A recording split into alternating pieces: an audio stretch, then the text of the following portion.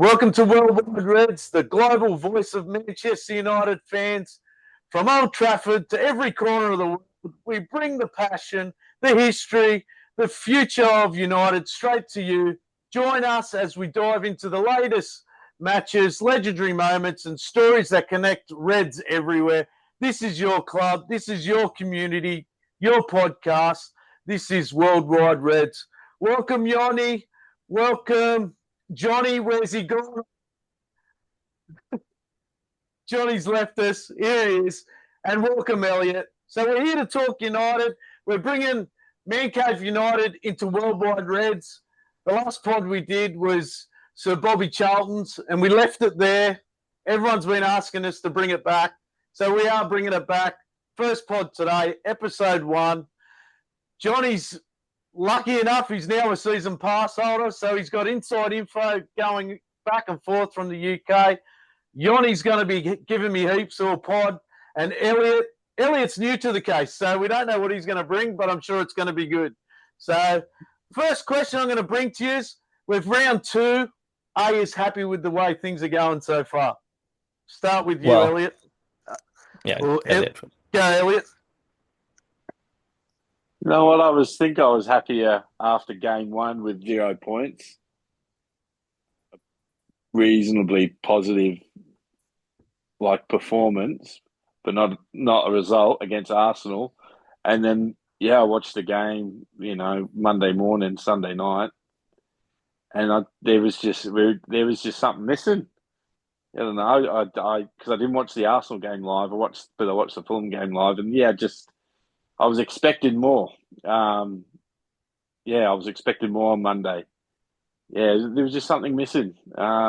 Started well, I thought, on against Fulham, but just the intensity level just dropped as the game continued, I think.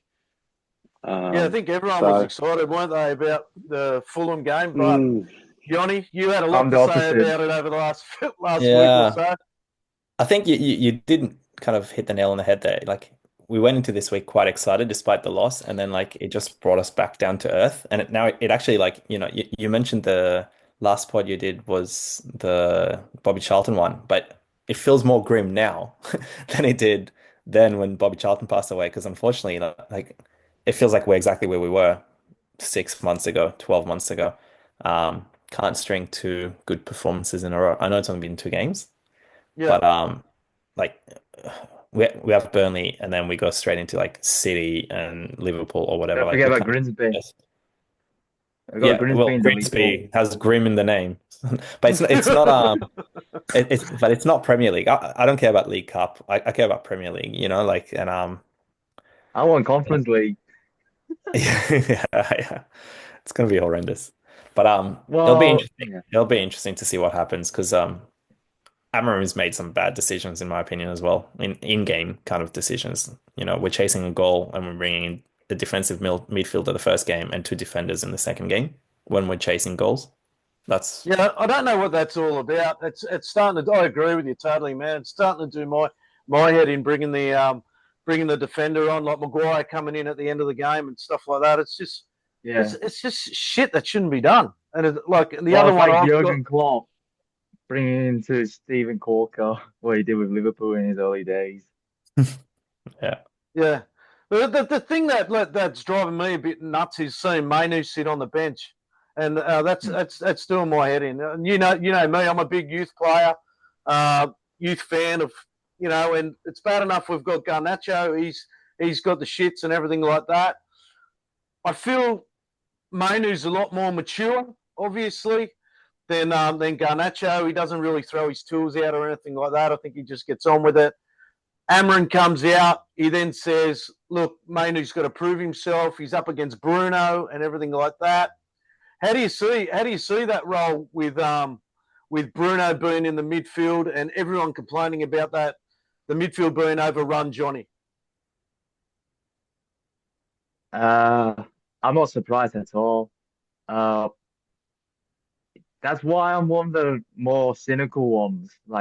I was fearing that our midfield will get ripped apart and exposed because Bruno is not ideal as in the pivot. yet he's not exactly that great as the inside forward. Like the system that don't actually fit Bruno because he's a number 10. So yeah, like he's out of his I would say like he's not in his best position at all.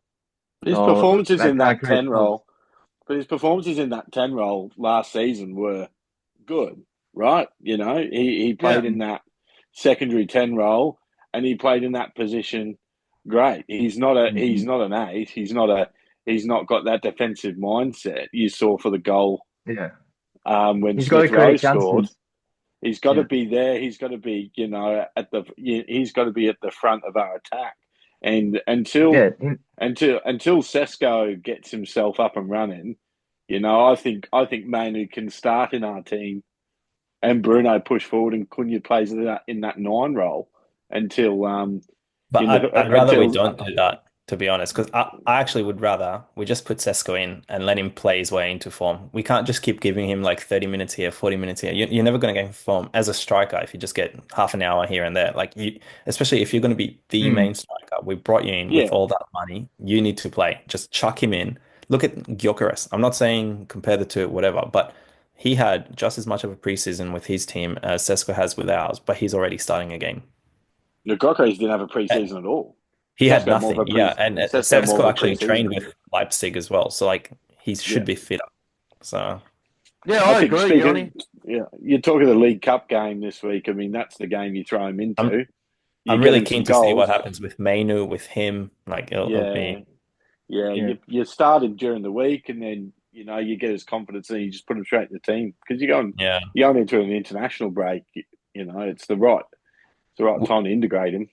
We really need like a 5-0 where Mbuma contributes, Cunha contributes, Sesko contributes. Like we need that, you know.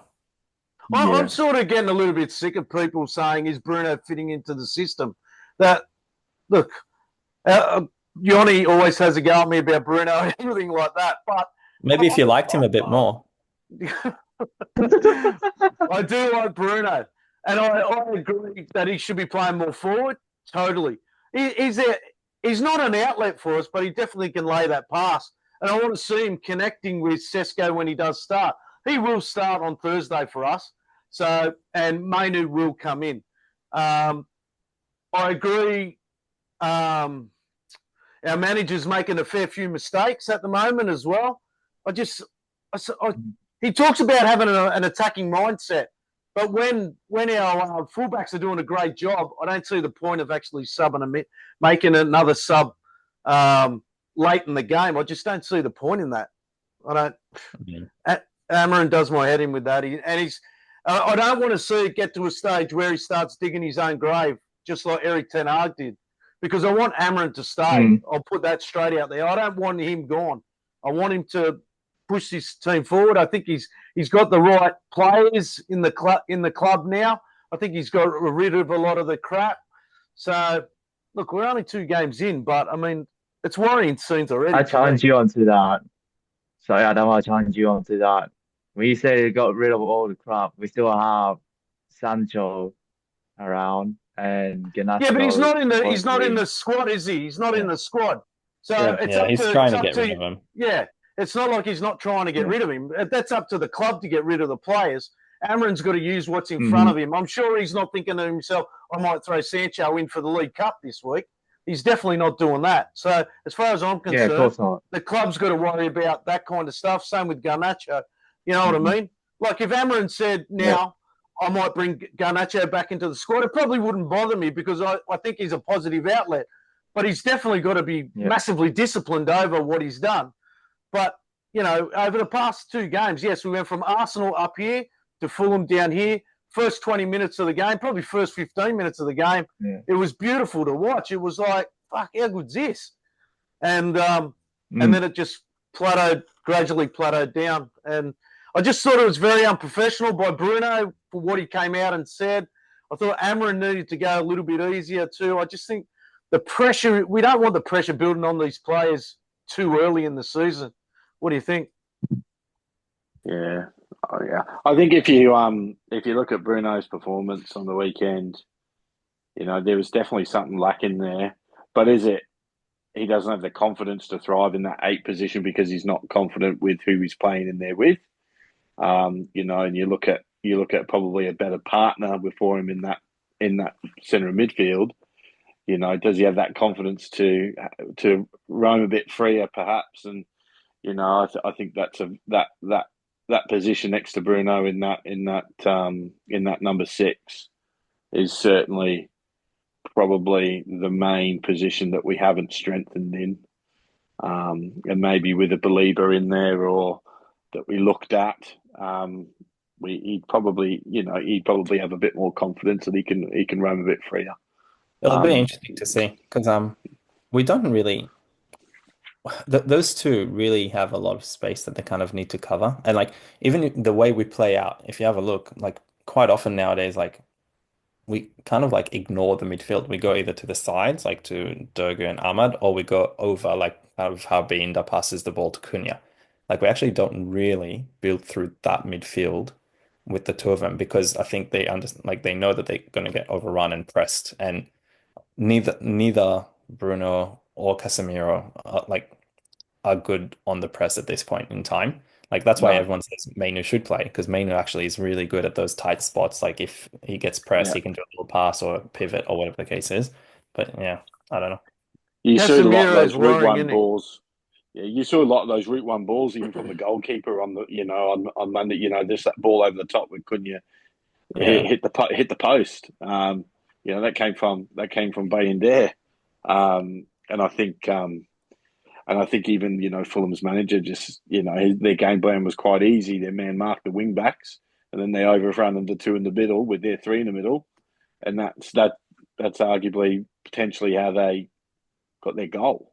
Yeah, but can I say, they said that, like, Emil Smith-Rowe and Marco Silva, but they actually like it's not like they dominated. Like, the first half they actually did nothing. Second half they got into it a bit more. It's not like they were dominating us because of that. It's just like I don't know. It was a bit weird to say it. I felt like it's not like last year when Liverpool beat United and Arne Slot was like we knew what they were going to do and this and that. That made sense because Liverpool dominated us that game, but it's not like we dominated this game. No, look, we've got a massive problem with we've got a huge problem, Johnny, with the keeper as well. It's just like every single time there's a corner. Tell me, the three of you, when you see a corner, are you worried? I'll start. I will never ever forgive Bayinda for his blunder against Tottenham in the League Cup last December. Ever since that match, I was like, no, I can't be having him. Like, how can you concede a goal from the corner? Like, that's embarrassing. I'm trying to think if David De Gea has considered one of those with us as well. Because I know David De Gea definitely did. He did it against Liverpool, right? He tried to because he was terrible at the corners. Are you talking about direct corner? I'm talking about direct corner. De Gea got. I'm sure the corner came in. De Gea tried to, and you know me, I'm a massive De Gea fan. Well, I'm sure it's going to rubbish De Gea. But no, I know what you mean. Came in, he got hit, he got touched, and he went down. He went down easy because he thought he might get the ball in because he went out to the ball in. They kicked the ball in, and that was unforgivable. That was these keepers have got to man up, and Bayinda he's not manning up. He looks that clumsy on corners. I think he's trying really hard. So if everyone says that he needs to try harder, I don't think he's capable of. I think he's trying to the best of his ability, but it's just like when he's so crowded in that box. And like I've watched, and I've said it before on this pod, I've watched endless amount of goalkeeping training from kids to professionals. I've been to that many goalkeepers. I listen to keeper coaches, everything like that. He gets involved in the wrestling. Now, you don't need to do that. You need to be calling a player in to organise that, because once a player's there, our player is in between the goalkeeper and the opposition, the referee will generally stop the play straight away if there's wrestling going on. But as soon as the keeper gets involved and tries to push, the referee never worries about it because the play generally happens after the corner's kicked.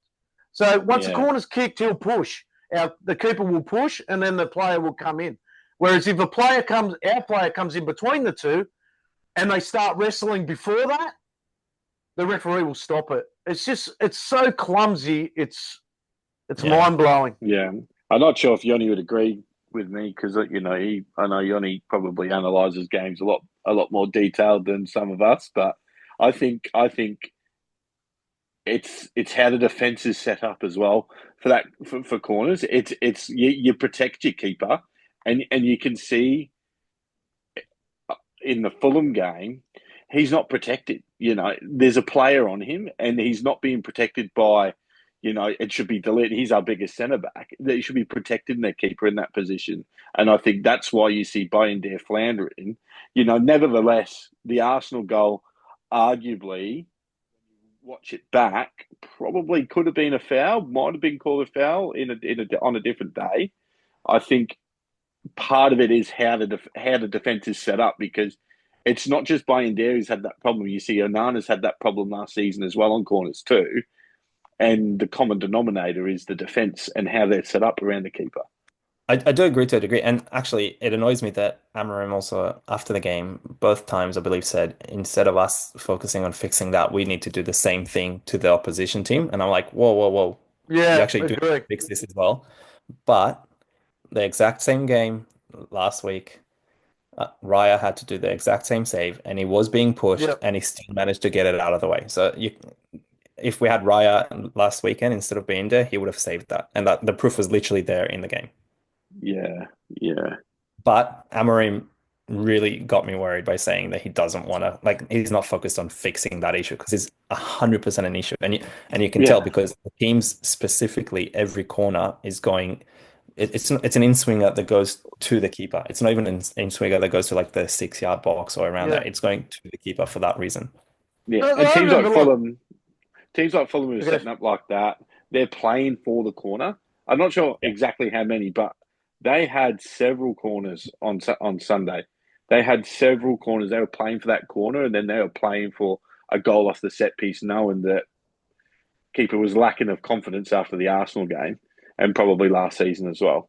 And you're right. It's not just the keeper. The entire defense is lacking on confidence when it's a corner. It's not just him. Yeah, absolutely. I remember, I'm a lot older than you blokes, but back in the day, we used to have one player that was always free. I suppose, if we had the two big fellas on the pitch, you could play one marking up and then the other as a free man on a corner. But I suppose the two big fellas don't suit Amorim's system in the three in the back. You mean Delete and Amorim? Delete and Maguire. Yeah, Delete and Maguire. I would hate that. Work. Yeah, no, I agree totally. That's what I'm saying. Yoro's big enough though. Yoro's quite tall. Yeah, he's big enough. But then Luke Shaw's short, and then obviously Martinez, if he comes in, he's short as well. So yeah, it's it's a scary situation, isn't it? There are some big teams, but that's why you also have Casemiro. Casemiro is quite big. We also have I think Cunha's 6'1". It's not like he's a short player. Mm-hmm. Yeah. Do you think? And then we're going to have Sesko. This kid is 6'5". He better win everything. Yeah. Head up. Do you think? I did see a few things written around. Do you think? Being that Sesko never started, and then do you think Højlund maybe should have started on the weekend? No, you don't want to see him anymore, Elliot. Or Johnny? It's not about. It's not. I don't think it. For me, it's not got anything to do with that. But there was from what I was reading, building up to the game, there was quite a lot of speculation around his future, and it does look like he's on his way out. Loan obligation to buy to Napoli should be done this week. Okay. You wouldn't want to risk an injury. Yeah, that's right. But also, one thing, the game kind of, I think the way we're playing, actually, we're playing at the moment better with that false nine. So you wouldn't really want to have Højlund there for that, because you'd rather. Do we score goals with a false nine? Do we score goals without a false nine? Yeah, we don't score goals. Tried the false nine many times. But last season, score goals. Yeah, we didn't score goals. And then even when we had Sesko in this game, it's not like we created any chances for him either. Yeah. What about Mason Mount? Do you think it's worthy Mason Mount starting? Sorry, I still I can't. I don't understand the Go Mason for Mount. it. No, Yeah. go for it. I want to He hear is I'll it. not just never see reliable. him as a Man United player. Like I just don't see it. I don't see him as a number Yeah. seven. I don't see him as a Man United player. For me personally, I just don't want him there. Like I don't care. Like He don't fit that. He doesn't fit that role. He doesn't fit any role in the Amron system, in my opinion. yeah, Amron's playing it. I mean, he's playing him in Well, that 10 or that false nine, but he's supposed to be one of the inside forwards that Amrin favors because Amrin said like he was a massive fan of Mason Mount. It's just but then he that bought the two other he's inside forwards. too. Well, wait, let me finish. Like he's too inconsistent, and like he's not like he doesn't have enough match fitness all the time. Like he can get injured like quite a bit, so that's kind of the reason why he's not that reliable. Hmm. Yeah, well, like Amron also came out and said I use him because he scores goals. Mate, give me a break. No. What did he score 2 last I year would in the one honestly game? That's prefer it. having Xerxes on. I would much prefer having Xerxes on. Yeah, Yeah. yeah. I You would have can't, you had can't tell me Xerxes as well. 2 years ago before Mainoo got his injury, he was scoring goals for us important games and everything like that. All of a sudden, don't forget he got picked for England. He played in the European Cup, was it the Euros. European Cup Euros final as well. All of a sudden, he gets one injury. Amron comes in and he's on the outer. This Yeah. this is pissing me off with Mainoo. You know, like Bruno, by the end of that game, he was nowhere near in the game, yet he didn't make the sub. He never even got on. Erdegaard's Yeah, he not put Mount in playing the that spot best. instead. Yeah, Ugarte's not. Is it Ugarte? He's not playing that well at the moment either. It's just, mate, I hope Mainoo comes out and bags a couple on Thursday. Seriously, I know it's against Grimsby, but I don't care. I want to see the kid in there. Mate, he's that Yeah. good on the ball. Yeah. I want to see it. We could definitely use a player like him, I reckon. But really, ideally what you want is, let's say we do get that number six that we're all saying, whether it's Baliba or, the French guy, I forget his name. But let's say we that get one. German guy from Oh yeah, Stuttgart? the nose. Stiller. Yeah, Stiller. If like let's say you get him, then a partnership with him and Mainoo would be really good because they have the energy. They're both like press resistant. He's really good defensively, and then Mainoo can be that connection between that and the tens. So it's like it would be better, but I don't like that Mainoo's competing with Bruno because Bruno's never injured. Bruno's playing every game, which fair enough, I have no issues with that. But like He's if our you can't captain. tell the fans, oh yeah, he's the person he's competing with, because he's not getting in front of Bruno. And I think Mainoo knows he's not getting in as well. Yeah. You know, when he come out and said, because I've read some little bits and bobs around this week that there's a possibility that he might look for a move away. Yeah. But for But then me, I've it's seen not. I've seen other things that contradict that, but still, it's worrying because he's the biggest prospect that we've had come out of the academy in a long, long time. Look, for me, it's And not so the much one who shall whether not be named. Mainoo's starting all the time. I don't care about that. I just want to see him get minutes. That's all. Yeah. I'm not asking Yeah. for him to play 90 minutes. I'm not asking for him to play 70 minutes. I want to see him get Just a get run. involved. Get involved. I don't want to see a kid. Well, I mean, is he still 19? So What? Nope. But why don't you want him to see? Why do you only want him to see him get some minutes? He see should him be get playing. minutes. He should be playing. You don't want to burn him more. out. He's 20 years No, I old. want to see him learn as well. So the best place to learn is from the bench, as far as I'm concerned. Yeah. But if a player's not playing good enough, he's 100% should be playing that 90-minute game. But what I'm saying is, I don't believe we need to. I think we need to play that rotating part with Mainoo, so he doesn't get down on it Burned and out. go, well, I'm never going to get or get left out. I don't want to see that. Yeah, because not- he's already 20 years old and he's already played 50 league games, which is quite a bit. Yeah, but this year is a different year. Our squad shouldn't be burning out. We got no European football this year. Yeah. So someone like Mainoo, who's sitting on the bench and second fiddle to Bruno, I can understand why he's worried about getting game time because he's like, where's my game time going to come this year? We've got no European football. We're playing 12 games less than last season. when am I actually going to play? And this is a kid who went into Euros 2 years ago after having a great start to the season with us. It goes in the England, gets into the England team, and takes helps take them to the final. The form is there, his performances are there. He should be playing more. I think he should be playing more. It was shocking when he came back from injury last year, and we had these big fixtures going into the end of the season, and you barely seen him play. Like, yes, he did what he did, in the semi-final and stuff like that. But it still didn't get him a starting game in the final. Yeah. So there's obviously some question marks around maybe how he's training, maybe his attitude. I don't know. But from what we've seen from Mainoo, he should be playing more, in my opinion. Well, we're going to wind it up a little bit now, but where do you see us over the next couple of games? Okay, forget about Grimsby. Is it Burnley? Is it Burnley on home? Burnley at home? Yeah, we got Burnley. Yeah. The 6 pointer. So give us your opinion on the next two games, regardless of the Grimsby game, because we should be taking not the points. We should be going into the third round after this week. And yeah, Johnny, start with you. Where do you see us in the next few games?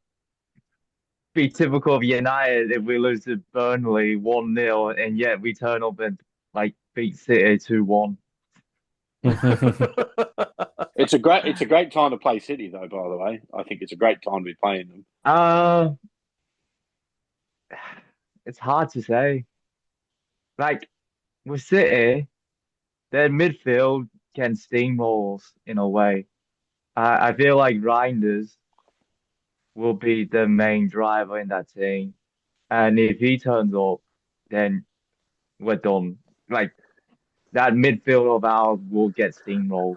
Well, let me put it to you that way then. Do you see a midfielder coming in, and do you see a keeper coming in? Well, keeper's already coming in, isn't he? Keeper will come. It'll be Lemon. Keeper's coming in. Yeah. Lemons. Yeah. I don't think a midfielder's coming unless we manage to sell, but we're not managing to sell until the last day of the window. Yeah.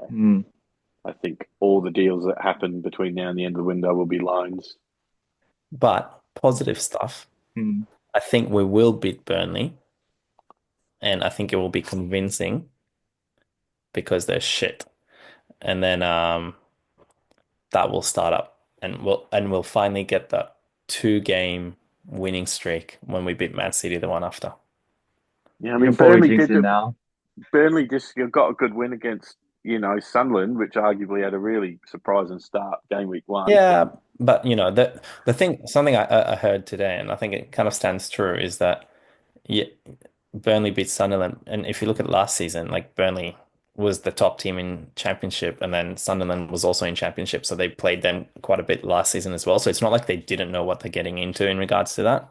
So I think that could be the reason for it. And I mean, if we get, and I agree, if we get a convincing win, which I think we're, 3-0 would be good, something like that. We get the confidence in our front three, because I think when we play City, their defense is terrible. If we can score goals against them, if we can score goals against them, I think we can win that game. I agree. Can we get the ball off that's the question. I think we can. And the thing is, I actually think because Rodri is still kind of getting back into it, so Reinders is kind of the big issue. But I honestly think if Cunha and Buemo really have a good day, we will actually kind of be too quick for their midfield, in the midfield trying to defend kind of way. I think we can really break that down.